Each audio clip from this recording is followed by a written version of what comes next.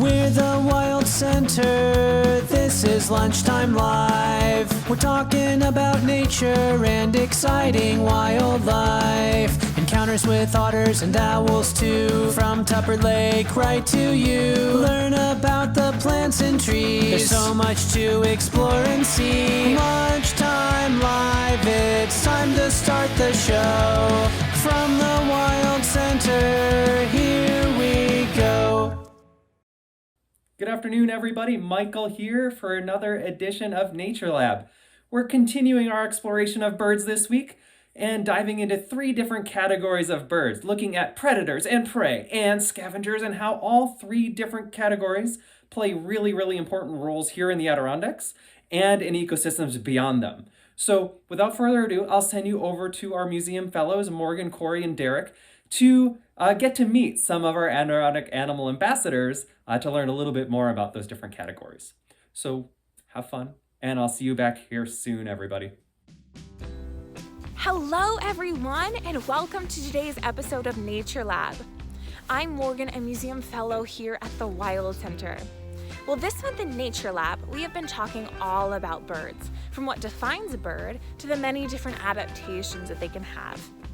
This week, we'll be focusing on the roles birds can play in an ecosystem and the adaptations that they have to fill these roles. Birds can be classified as predators, prey, or scavengers, and that's going to be based on some key features that they exhibit. Predatory birds are one of the most well-known types of birds that contribute to an ecosystem and include birds such as hawks, eagles, owls, and the fastest animal in the world, the peregrine falcon. Reaching speeds up to 240 miles per hour while diving, peregrine falcons like Artemis are perfect examples of top predatory birds here in the Adirondacks.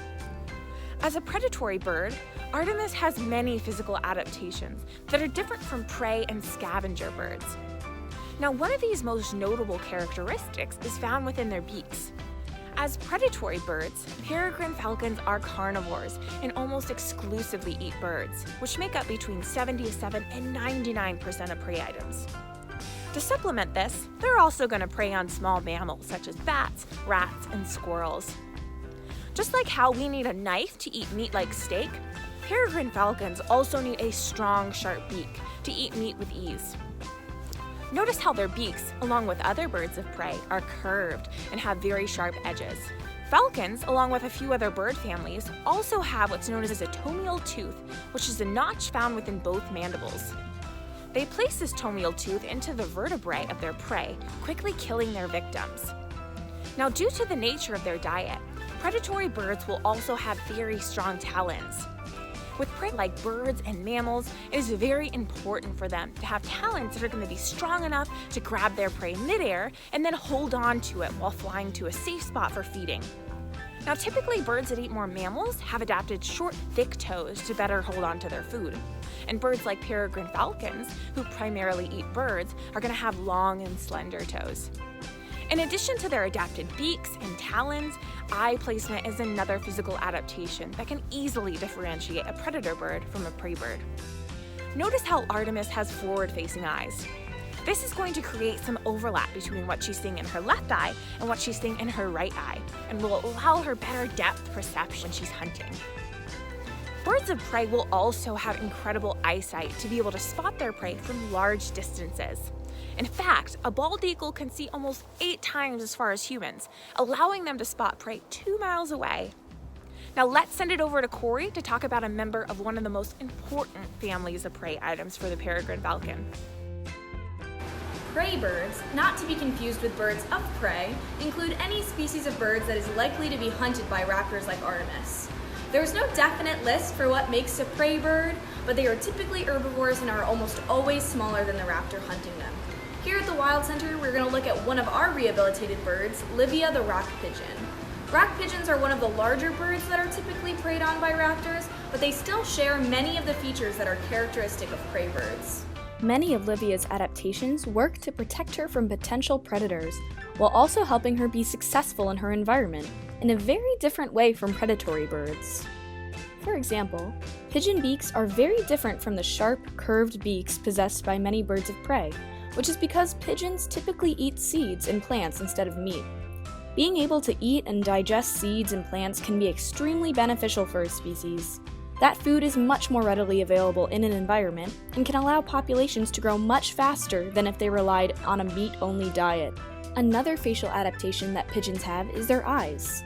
The placement of Livia's eyes on her head helps her work to avoid predators and be very aware of her surroundings, which is super important for species that are predated on.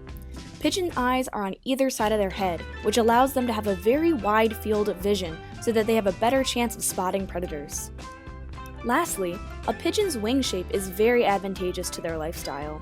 Pigeons' wings are elliptical, which means they are very broad and relatively short. This kind of wing is designed for high-speed takeoffs and short bursts of fast flight. This is perfect for birds like pigeons who may need to quickly get away from predators. Some of their adaptations aren't physical characteristics at all. Certain behaviors can be adaptive as well. Pigeons exhibit very social behavior. They typically live and nest with many other pigeons in a flock. Sociality helps the pigeons watch for potential predators because, as you can imagine, a dozen pair of eyes is better than just one. Though pigeons can become prey for many raptors and other predators, their adaptations help to protect them. Now, many species of birds can fit into just the two categories of predator and prey. However, some unique species have a completely different lifestyle that doesn't fit into either category. Now over to Derek to tell us a little bit more about these birds' strange lifestyle. Straddling the line between predator and prey are scavenger birds, or birds that eat the dead and decaying flesh of other animals, known as carrion. Now, scavengers can exhibit predatory behavior and can, of course, find themselves preyed upon by other animals, but their unique feeding behavior is their defining survival adaptation. Scavengers are often opportunistic feeders, meaning they eat what they are able to find. This includes things like roadkill, leftovers from a coyote or wolf hunt, animals that have died naturally, and in some cases, non-animal food sources like fruits, vegetables, and berries. Scavengers are really nature's cleanup crew. Decaying animal flesh can be a hotbed for harmful pathogens, and so having scavengers to help pick away at dead animals reduces the chance of survival of those pathogens in a given ecosystem. One of the most prolific members of this cleanup crew in North America, and here in the Adirondack Park, is the common raven, like Cora here at the Wild Center. In the wild, Cora's diet would be wide-ranging.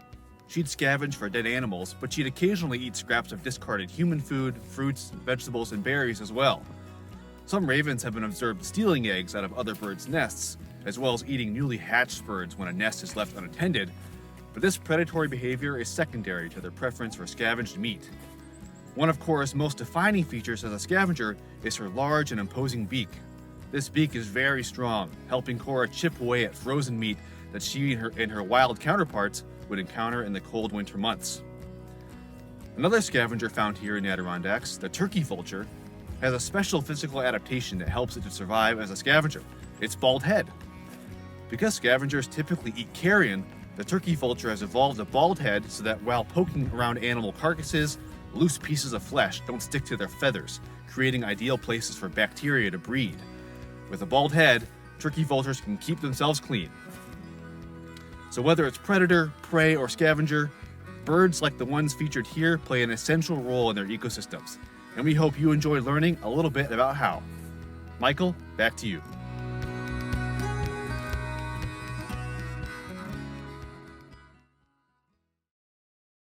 Welcome back, everybody. I hope you had a great time exploring with the fellows and getting to know some of our animal ambassadors over at the Wild Center. For your challenge today, I want you to turn your attention to birds in your area or birds that you can find online in videos or webcams. And what we're going to do is think about that bird and what category it falls within. Is it a predator? Is it a prey? Is it a scavenger? And then we're going to really dissect the different behaviors, the different things that it does. In their video, Morgan, Corey, and Derek talked a lot about the adaptations or the physical characteristics of those birds. But we want you to think about the behaviors, so the things that they're doing to help them survive, wherever they may be. So first, again, you're going to go ahead and find a species of bird, figure out what category you think it falls within.